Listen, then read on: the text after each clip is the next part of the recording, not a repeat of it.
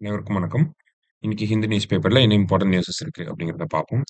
So தலைப்புச் செய்தியில பார்த்தீங்கன்னா, Iran launches missiles at US bases in Qatar and Iraq அப்படின்னு சொல்லி குடுத்துருக்காங்க. ஸோ டே பை டே இந்த கான்ஃப்ளிக்ட் வந்து பெருசாகிக்கிட்டே போகுது அப்படின்னு தான் நம்ம சொல்லலாம். இஸ்ரேல் ஈரான் அட்டாக் பண்ணாங்க. ஈரான் இஸ்ரேல் அட்டாக் பண்ண ஆரம்பிச்சாங்க. அண்ட் தென் யுஎஸ் வந்து ஈரான்ல இருக்கக்கூடிய மிலிட்டரி பேஸஸ்ல நியூக்ளியர் சைட்ஸ்லாம் வந்து அட்டாக் பண்ணாங்க. இப்போ ஈரான் என்ன ரிட்டாலியேட் பண்றாங்க அப்படின்னா, கத்தார் அண்ட் ஈராக்ல இருக்கக்கூடிய யுஎஸ் பேஸஸ அட்டாக் பண்றாங்க. அதே மாரி ரஷ்யா கிட்ட இருந்து ஒரு ஸ்டேட்மெண்ட் வந்திருக்கு. என்ன ஸ்டேட்மெண்ட் அப்படின்னு பார்த்தீங்கன்னா, ஆ ஈரானுக்கு சப்போர்ட் பண்றதுக்கு ரஷ்யா இஸ் ரெடி அப்படிங்கிறத சொல்லியிருக்காங்க.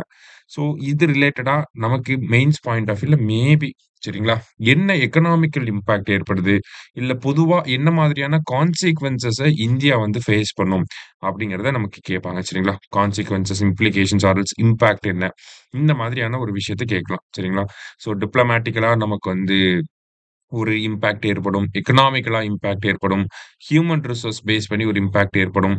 ஆ கனெக்டிவிட்டி ப்ராஜெக்ட்ஸ் எல்லாமே வந்து அஃபெக்ட் ஆகும். இந்த மாதிரி நம்மளோட ஆன்ஸர வந்து நம்மனால குடுக்க முடியும். சரிங்களா? ஸோ இத நம்ம தனியாவே வந்து மெயின்ஸ் பாயிண்ட் ஆஃப் வியூல எப்படி இந்த கொஸ்டின்க்கு ஆன்ஸர் பண்ணணும் அப்படிங்கிறத தனியாவே நம்ம ஒரு வீடியோவா அப்லோட் பண்ணியிருக்கோம். ஸோ அதையுமே வந்து எடுத்து பாருங்க. மெயின்ஸ் பாயிண்ட் ஆஃப் வியூல பிரிப்பேர் பண்ணக்கூடிய ஆஸ்பிரண்ட்ஸ் அந்த ஒரு சீரிஸ வந்து ஃபாலோ பண்ணுங்க. சரியா? ரைட். இதுல வந்து நம்ம இந்த ஒரு நியூஸ பார்த்திருக்கோம்.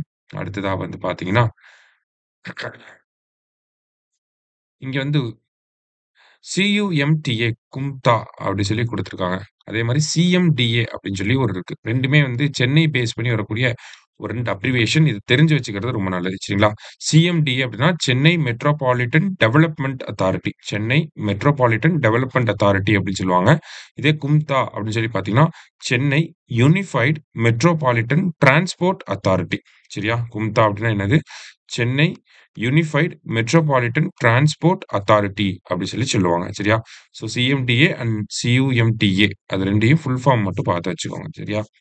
அடுத்ததா வந்து பார்த்தீங்கன்னா, நமக்கு தமிழ்நாடு பேஜ்ல வந்து state government reconstitutes child rights commission அப்படி சொல்லி குடுத்துருக்காங்க. ஸோ சைல்ட் ரைட்ஸ் கமிஷன் இந்த சட்டம் வந்து எப்போ வந்திருக்கும் அப்படின்னா 2005ல வந்திருக்கும். அதற்கு கீழ national commission for protection of child rights அப்படிங்கிறது மார்ச் 5ல உருவாக்கியிருப்பாங்க. மார்ச் 5, 2007ல உருவாக்கியிருப்பாங்க. அதுக்கப்புறமா தமிழ்நாடு அரசாங்கம் இந்த சைல்ட் ரைட்ஸ் கமிஷன எப்போ உருவாக்கியிருப்பாங்க அப்படின்னு சொல்லி பார்த்தீங்கன்னா, நமக்கு TNSCPCR Tamil Nadu state commission for protection of child rights அப்படிங்கிறது 2012ஆம் ஆண்டுல உருவாக்கியிருப்பாங்க. 2012ஆம் ஆண்டுல நமக்கு இந்த child rights commission Tamil Nadu child rights commission அப்படிங்கிறது உருவாக்கப்பட்டிருக்கும். சரிங்களா? ஸோ அந்த கமிஷன இப்ப ரீகான்ஸ்டிடியூட் வந்து பண்ணியிருக்காங்க. ரீகான்ஸ்டிடியூட்னா என்ன? பழைய மெம்பர்ஸ ரிமூவ் பண்ணிட்டு புது மெம்பர்ஸ அப்பாயிண்ட் பண்றது. அததான் ரீகான்ஸ்டிடியூட் அப்படின்னு சொல்லி சொல்லுவாங்க. அதன் வகையில சேர்பெர்சனா யார் அப்பாயிண்ட் பண்ணியிருக்காங்கன்னா, புதுக்கோட்டை விஜயா அப்படிங்கிறவங்கள சேர்பெர்சனா வந்து அப்பாயிண்ட் பண்ணியிருக்காங்க.